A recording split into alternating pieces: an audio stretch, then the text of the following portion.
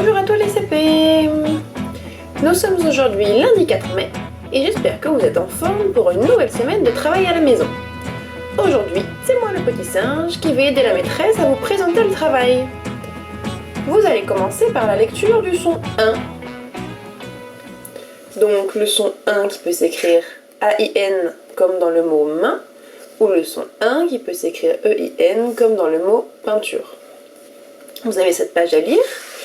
Donc les syllabes, ensuite les syllabes retrouvées dans les mots, des mots avec E-I-N, des mots avec A-I-N, et puis les phrases. Vous pouvez en choisir une de votre niveau, ou si vous le souhaitez bien sûr, toutes les lire. Ensuite vous aurez à recopier tous ces mots, puisqu'il y en a 9, et la première phrase. Maintenant mon copain est dans le train.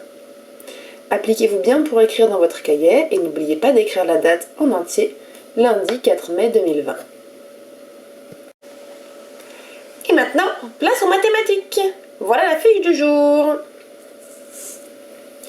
Aujourd'hui, vous allez comparer des nombres. Donc, vous vous rappelez avec le signe plus grand que ou plus petit que. La bouche mange toujours le plus grand, puisqu'elle a très fin. Et donc la pointe, où c'est plus petit, c'est pour montrer le plus petit. Donc par exemple, on lit 27 est plus grand que 18, 14 est plus petit que 54, et 60 plus 5 égale 65, avec le signe égal quand c'est pareil. Donc un premier exercice où vous devez comparer les nombres en utilisant la bouche dans le bon sens. Parfois les nombres sont directement écrits, parfois il faut comparer un nombre et un petit calcul à côté. Ici par exemple 7D 5U, bien sûr le D veut dire dizaine et le U unité. Ensuite en calcul, on travaille sur les compléments à 10. Voilà pourquoi vous devez compléter les cartes pour obtenir 10. Donc par exemple le premier, je vois 5 cœurs, je sais que je vais devoir dessiner encore 5 cœurs car 5 plus 5 égale 10. Normalement, vous devez connaître les compléments à 10 par cœur puisque c'était une leçon que vous avez révisée dans votre cahier de leçons. Deuxième fiche, chronomètre. Vous avez 3 minutes, donc demandez à un adulte de vous chronométrer pour réaliser tous ces calculs. Alors vous savez qu'en 3 minutes, vous n'êtes pas du tout obligé de tout finir, il faut essayer de faire le mieux possible et le plus possible de calculs, et ensuite vous regarderez si vos calculs sont justes. Ensuite, un problème, je vous le lis. Sur les 29 jetons contenus dans l'enveloppe de Sophia, il y a 14 jetons bleus et les autres sont rouges. Combien de jetons rouges Sophia a-t-elle? Donc, on pense bien à ce qu'on connaît. On sait que Sophia a une enveloppe avec 29 jetons. Parmi ces jetons, 14 sont bleus et les autres sont rouges. On connaît le nombre de jetons total, le nombre de jetons bleus. On cherche le nombre de jetons rouges.